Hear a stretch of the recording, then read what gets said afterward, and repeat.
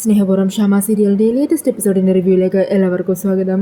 അങ്ങനെ പരമേശ്വരൻ വല്ലാത്ത സങ്കടത്തോടുകൂടി പറയണേ, ആ സുകുമാരിക്കും പ്രിയങ്കയ്ക്കും അവരാവശ്യപ്പെട്ടതുപോലെ പണം കൊടുക്കാൻ പറ്റിയില്ലെങ്കിൽ അവർ പിന്നെ അടങ്ങിയിരിക്കുമെന്ന് തോന്നുന്നുണ്ടോ? നേരെ അവർ പോകാൻ പോകുന്നത് കോടതിയിലേക്കായിരിക്കും. എൻ്റെ മോനും രാധികയ്ക്കും എതിരെ കേസ് കൊടുക്കാനായിട്ട്. പിന്നെ നമ്മുടെ കുട്ടികൾക്ക് സമാധാനത്തോടെ ജീവിക്കാൻ പറ്റുമോ? അതൊക്കെ ആലോചിച്ച് ടെൻഷനിൽ നിൽക്കുവാണ് കേട്ടോ. ഈ സമയം പത്മിനി പറയണം, ഏട്ടൻ വിഷമിക്കാതിരിക്കെ, വരുണിൻ്റെ അധികം തിരിച്ചെത്തട്ടെ, ഞാൻ അവരോട് സംസാരിക്കാം.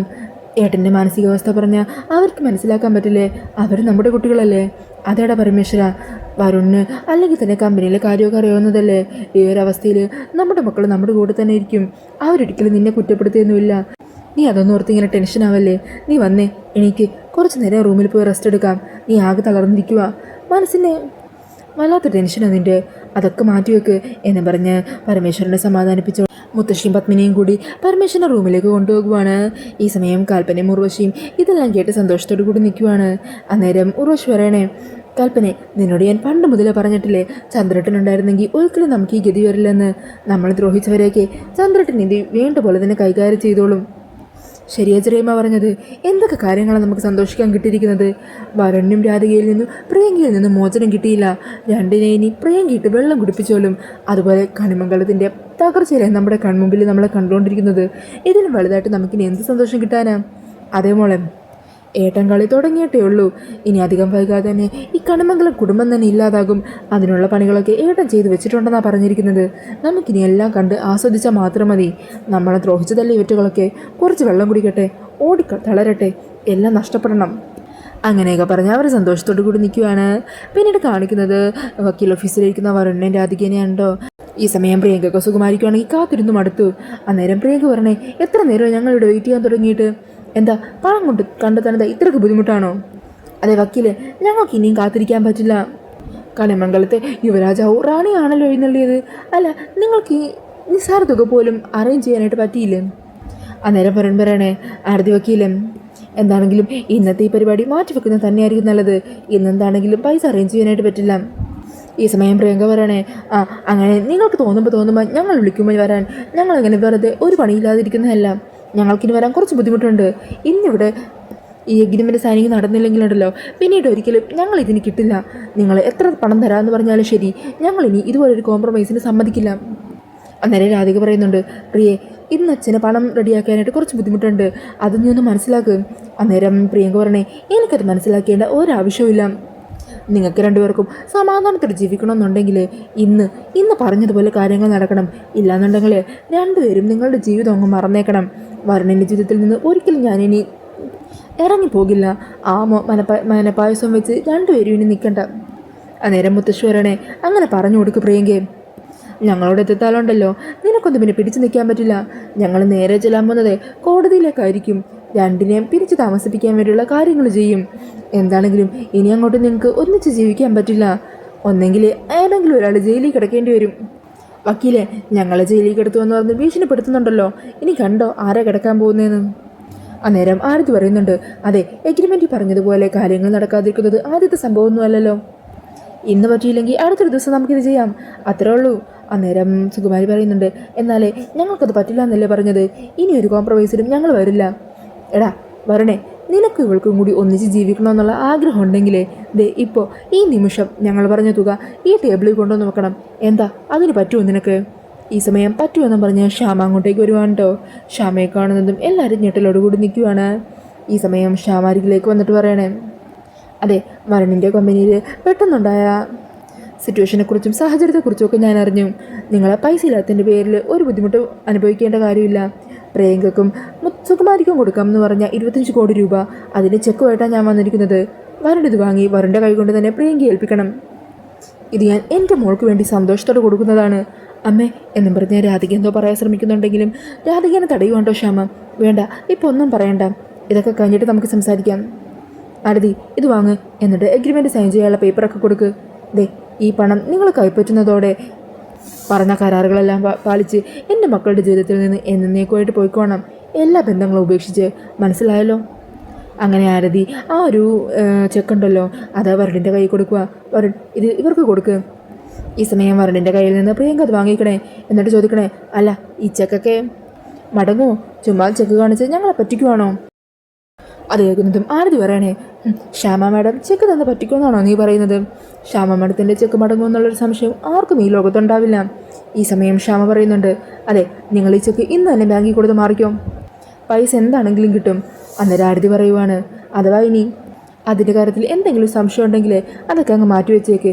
എഗ്രിമെൻറ്റിൽ അതിനെക്കുറിച്ചുള്ള കാര്യം എഴുതിയിട്ടുണ്ട്, വ്യക്തമായിട്ട് എല്ലാ ഡീറ്റെയിൽസും പറഞ്ഞിട്ടുണ്ട്. ഇനി അഥവാ അങ്ങനെയും കാലം സംഭവിച്ചാലും നിങ്ങൾക്കതിനുള്ള കാര്യങ്ങൾ എഗ്രിമെൻറ്റിൽ പ്രത്യേകം മെൻഷൻ ചെയ്തിട്ടുണ്ട്. അത് കാരണം അക്കാര്യത്തിലൊരു പേടി വേണ്ട. ഇതാ രണ്ടുപേരും ഇനി ഒപ്പിടാൻ നോക്ക്. അങ്ങനെ പ്രിയങ്ക ആ പേപ്പറുകളിലേക്ക് ഒപ്പിട്ട് കൊടുക്കുവാണ് കേട്ടോ. അങ്ങനെ പ്രിയങ്കയും മുത്തശ്ശിയും കൂടി അവിടെ നിന്ന് പോകാൻ തുടങ്ങുമായിരിക്കും.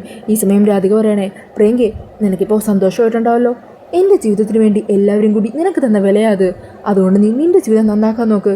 ഓ, നിൻ്റെ ഉപദേശമൊന്നും ഇവിടെ ആർക്കും ആവശ്യമില്ല എന്നും പറഞ്ഞാൽ പ്രിയങ്കയും സുകുമാരിയും കൂടി അവിടെ നിന്ന് ആ പണവുമായിട്ട് പോകുവാണ് കേട്ടോ. ഈ സമയം ശ്യാമ വരൻ്റെ രാധികയുടെ അരികിലേക്ക് ചെല്ലുക. അന്നേരം വരൻ പറയണേ, സത്യം പറയാലോ മാഡം, ഇന്നത്തെ ഈ കാര്യം നടക്കില്ലെന്ന് തന്നെ ഞങ്ങൾ വിചാരിച്ചത്. പക്ഷേ രക്ഷകയായിട്ട് മാഡം വരുമെന്ന് ഞങ്ങൾ സ്വപ്നത്തിൽ പോലും വിചാരിച്ചില്ല. അന്നേരം വരനോട് ശ്യാമ പറയണേ, എന്നെ രക്ഷകയൊന്നും പറയണ്ട, ഇത് എൻ്റെ കടമയല്ലേ, നിങ്ങളെൻ്റെ മക്കൾ തന്നെയല്ലേ. എൻ്റെ മക്കളുടെ ജീവിതം സന്തോഷത്തോടെ മുമ്പോട്ട് പോകേണ്ടത് അമ്മയായ എൻ്റെ ഒരു കടമയല്ലേ, അത് കാണാനല്ലേ ഞാൻ ആഗ്രഹിക്കുന്നത്.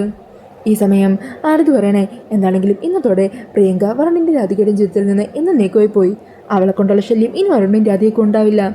എന്നെ സത്യം പറഞ്ഞാൽ നിങ്ങൾ ഏൽപ്പിച്ച ജോലി ഞാൻ ഭംഗിയായിട്ട് തന്നെ പൂർത്തിയാക്കിയിട്ടുണ്ട്. സത്യം പറഞ്ഞാൽ എൻ്റെ ഇവിടുത്തെ ജോലി കഴിഞ്ഞു.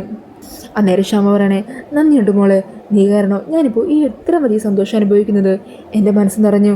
ഏറ്റവും വലിയൊരു ഭാരമല്ലേ, ടെൻഷനല്ലേ ഒഴിഞ്ഞു പോയത്. ഇനിയിപ്പോൾ നിങ്ങൾ രണ്ടുപേരും കൂടി സന്തോഷത്തോടെ ജീവിക്കുന്നത് കണ്ട് എൻ്റെ മനസ്സും നിറയുമല്ലോ.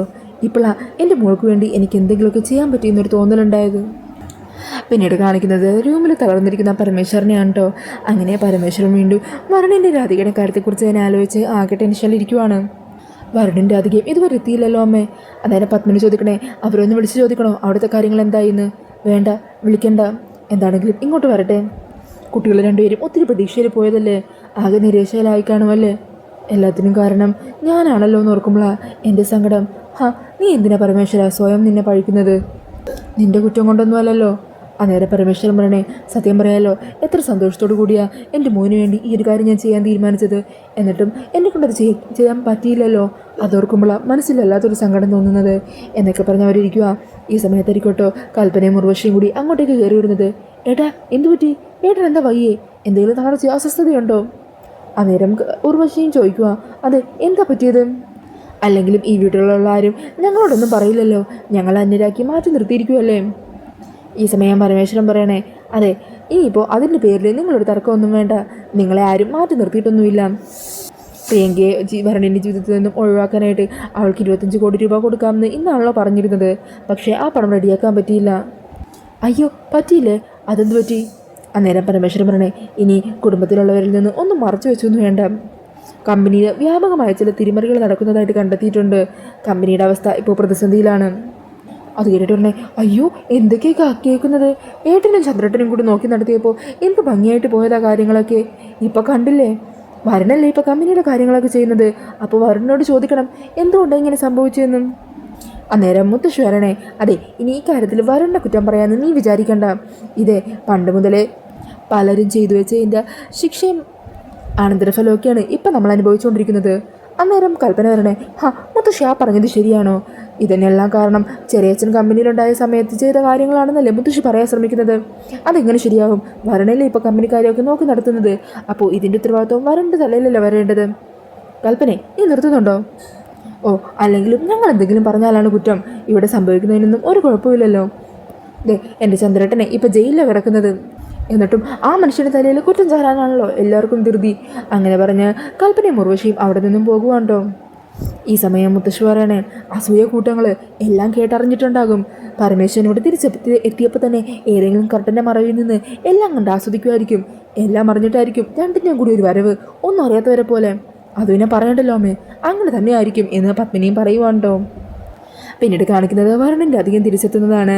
അങ്ങനെ കാറിൽ നിന്നിറങ്ങി രണ്ടുപേരും സന്തോഷത്തോടെ അകത്തേക്ക് കയറാൻ തുടങ്ങുമ്പോഴായിരിക്കോട്ടോ അകത്ത് ഹോളിൽ നിന്ന് കൽപ്പനയും ഉർവശിയും കൂടി സംസാരിക്കുന്നത് കേൾക്കുന്നത്. അന്നേരം ഉർവശി കേൾക്കണേ, കൽപ്പനെ എന്താ കേക്ക് ഓർഡർ ചെയ്തോ? ഓർഡർ ചെയ്തു, ഉടനെ എത്തും. എന്താണെങ്കിലും രണ്ടുപേരും കൂടി പ്രിയങ്കയെ അങ്ങ് ജീവിതത്തിൽ നിന്ന് ഒഴിവാക്കി വിട്ട് സന്തോഷിച്ച് അടിച്ചു പൊളിക്കാമെന്നാണ് വിചാരിച്ചത്. എല്ലാം തകർന്നില്ലേ? വരുണിൻ്റെ ജീവിതത്തിലേക്ക് ഇനി പ്രിയങ്ക അധികം വൈകാതെ തന്നെ കയറി വരും. അപ്പോൾ നമുക്കെന്താണെങ്കിലും ആഘോഷിക്കാനുള്ള വകയുണ്ടല്ലോ. നമ്മളിത് കേക്ക് മുറിച്ച് തന്നെ സെലിബ്രേറ്റ് ചെയ്യും. അത് തന്നെ അങ്ങനെ വേണം ചെറിയമ്മേ. അങ്ങനെ ഇതെല്ലാം കേട്ടിട്ട് രാധിക പറയണേ, വാ നമുക്ക് അവർക്കിട്ടൊരു പണി കൊടുക്കാം. അങ്ങനെ പറഞ്ഞാൽ രാധിക കരഞ്ഞുകൊണ്ട് അകത്തേക്ക് കയറണേ. എന്നാലും വരും, ഞാനിതെങ്ങനെ സഹിക്കും? നമ്മൾ എത്ര പ്രതീക്ഷയോട് പോയതാ. എടോ രാധിക, താളൊന്ന് സമാധാനപ്പെട് എന്നും പറഞ്ഞ് രാധിക ആശ്വസിപ്പിക്കേണ്ടോ വരുൺ. ഈ സമയം ഒന്നും അറിയാത്ത പോലെ ചോദിക്കുവാണ് കൽപ്പന. അയ്യോ എന്തു പറ്റി? എന്താ രാധിക? എന്തിനാ നീ ഇങ്ങനെ കരയുന്നത്? കാര്യങ്ങളൊക്കെല്ലാം ഭംഗിയായി നടന്നില്ലേ? ഇല്ല ഏട്ടത്തി, ഒന്നും നടന്നില്ല. പ്രിയങ്കയ്ക്ക് കൊടുക്കാമെന്ന് പറഞ്ഞാൽ 25 കോടി തുകയുണ്ടല്ലോ, അത് കൊടുക്കാൻ പറ്റിയില്ല. അച്ഛനെ കൊണ്ട് പൈസ അറേഞ്ച് ചെയ്യാൻ പറ്റിയില്ല. അയ്യോ നീ എന്തൊക്കെയാണ് പറയുന്നത്? സത്യമാണോ? ഷോ ഇനിയിപ്പോൾ എന്തു ചെയ്യും? ഞങ്ങളവിടെ ആ പ്രിയങ്കയുടെ മുത്തശ്ശിയുടെ മുമ്പിൽ നാണം കിട്ടും. അവളിതിൻ്റെ പേരിൽ പ്രതികാരം ചെയ്യാൻ നിൽക്കുവാണ്. ഞങ്ങളെ വെറുതെ വിടില്ല എന്ന് പറഞ്ഞു. എനിക്കിനി എൻ്റെ വരുണിൻ്റെ കൂടെ ഭാര്യയായിട്ട് ജീവിക്കാൻ പറ്റില്ല. ഞങ്ങൾക്ക് പിരിഞ്ഞ് താമസിക്കേണ്ടി വരും. അതിലും ഭേദം ഞാൻ വല്ല ആത്മഹത്യ ചെയ്യുന്നതാണ്. വരുണില്ലാതെ ഞാൻ എന്തിനാ ഇങ്ങനെ ജീവിച്ചിരുന്നിട്ട്? അതെല്ലാം കേട്ട് സന്തോഷിച്ച് നിൽക്കുവാണ്ടോ കൽപ്പനയും മുറുവശിയൊക്കെ. ഈ സമയം മുറുവശി വരണേ. ഷോ എന്നാലും ഏട്ടനാണെങ്കിൽ ആകെ തളർന്ന് അവശനായിട്ടാണ് ഇങ്ങോട്ടേക്ക് കയറി വന്നത്. ഏട്ടൻ ഇതൊക്കെ അറിയുമ്പോൾ എങ്ങനെ സഹിക്കും? ഇവിടെ അച്ഛനെന്താ പറ്റിയത്? ഞങ്ങൾ ചെന്ന് അച്ഛനെ കാണട്ടെ എന്നും പറഞ്ഞ് വരുണിൻ്റെ അധികം അവിടെ നിന്ന് എണീക്കാൻ തുടങ്ങുമ്പോഴായിരിക്കും മുത്തശ്ശിയും പത്മിനിയൊക്കെ അങ്ങോട്ടേക്ക് വരുന്നത്. മക്കളെ, പറഞ്ഞ വാക്ക് പാലിക്കാൻ പറ്റാതെ പോയി നിങ്ങളുടെ അച്ഛന്. അതിന് നിങ്ങൾക്ക് രണ്ടുപേർക്കും സങ്കടം വല്ലതുകൊണ്ടോ? നമ്മുടെ സാഹചര്യം അതായിപ്പോയത് കാരണമാണ്. ആ പ്രിയങ്കി സുകുമാരിയൊക്കെ കൂടി എൻ്റെ മക്കളെ നാണം കെടുത്തിയോ? അതൊന്നും സാരമില്ല മുത്തശ്ശി, നമുക്ക് നമ്മുടെ കമ്പനിയിലെ കാര്യങ്ങളൊക്കെ അറിയാവുന്നതല്ലേ. അച്ഛനോടെ ഞാനൊന്ന് അച്ഛനെ ചെന്ന് കാണട്ടെ എന്നും പറഞ്ഞാൽ വരുൺ പോകാൻ തുടങ്ങുമ്പോഴായിരിക്കും കേട്ടോ അച്ഛൻ പുറത്തേക്ക് വരുന്നത്. മോനെ വരുൺ. അങ്ങനെ വരുൺ അച്ഛൻ്റെ അടുക്കിലേക്ക് ചെന്ന് അച്ഛനെ കെട്ടിപ്പിടിക്കുക. മോനെ, അച്ഛനോട് ക്ഷമിക്കണോടാ. പറഞ്ഞ തുക അച്ഛൻ അറേഞ്ച് ചെയ്യാൻ പറ്റിയില്ല. എൻ്റെ മോൻ അച്ഛൻ കാരണം അപമാനത്തിനാകേണ്ടി വന്നുവല്ലേ. ഈ സമയം ഉർവശി പറയണേ, എന്നാലും ഇത്രയും തുകയ്ക്ക് അറേഞ്ച് ചെയ്യാൻ പറ്റും എന്നുള്ള ഉറപ്പില്ലാതെ അങ്ങനെ ഒരു വാക്ക് കൊടുക്കാൻ പാടില്ലായിരുന്നു ഏട്ടാ. അതുകൊണ്ടല്ലേ ഇപ്പോൾ ഈ അവസ്ഥ വന്നത്. എല്ലാവർക്കും മുമ്പിൽ നാണം കെടേണ്ടി വന്നത് അതുകൊണ്ടല്ലേ എന്നൊക്കെ പറഞ്ഞ് നിൽക്കുന്ന ആ ഒരു സീനൊക്കെ കാണിച്ചുകൊണ്ടാണ് കേട്ടോ എപ്പിസോഡ് തീരുന്നത്. അപ്പോൾ ഈ ഒരു റിവ്യൂ ഇഷ്ടപ്പെട്ടിട്ടുണ്ടെങ്കിൽ മറക്കാതെ വീഡിയോ ഒന്ന് ലൈക്ക് ചെയ്യണേ. ഇതുപോലുള്ള കൂടുതൽ റിവ്യൂസിനായിട്ട് ഈ ചാനലൊന്ന് സബ്സ്ക്രൈബ് ചെയ്തും കൂടി സപ്പോർട്ട് ചെയ്യണേ. താങ്ക്